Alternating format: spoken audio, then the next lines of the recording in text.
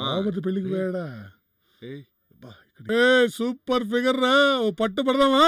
పట్టేద్దాం కానీ ఇప్పుడే నలిపేయాలనిపిస్తుందిరా. నువ్వు నయనతారా చెల్లెలివా? అయితే ఒక పట్టు పెట్టేద్దాం. నువ్వు ఒకేనా?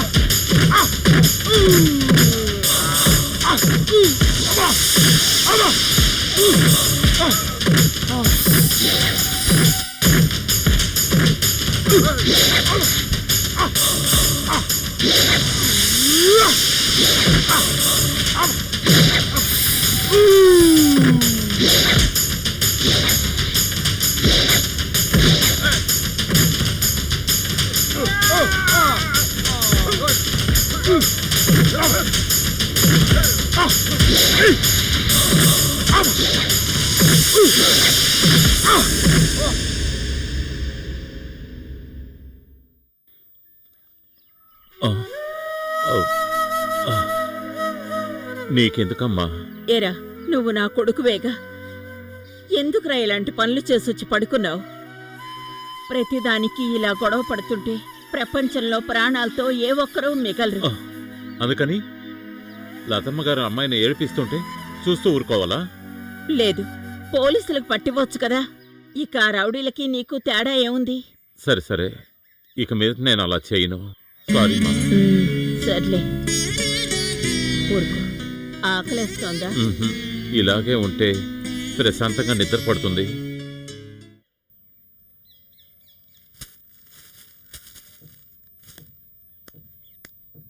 ఒక్కరోజైనా సైకిల్ మీద తీసుకెళ్ళేవట్రా నన్ను? నడిస్తే ఆరోగ్యానికి మంచిదే కదా. రే, నా మాట విని ఉల్లిపాయలు ఉడికేసేరా. అరే రామరాజు, నాకు నిజం తెలియాలరా. ఏంటి? ఈ వీధిలోకి రాగానే కరెక్ట్ గా 5 గంటలకు ఎలా పంచర్ అవుతుందిరా? తెలుసుకుని ఏం చేస్తావు? పంచర్ వేస్తావా? అది కాదు, తెలుసుకుంటే మూసుకుంటావా? మాట్లాడుకో.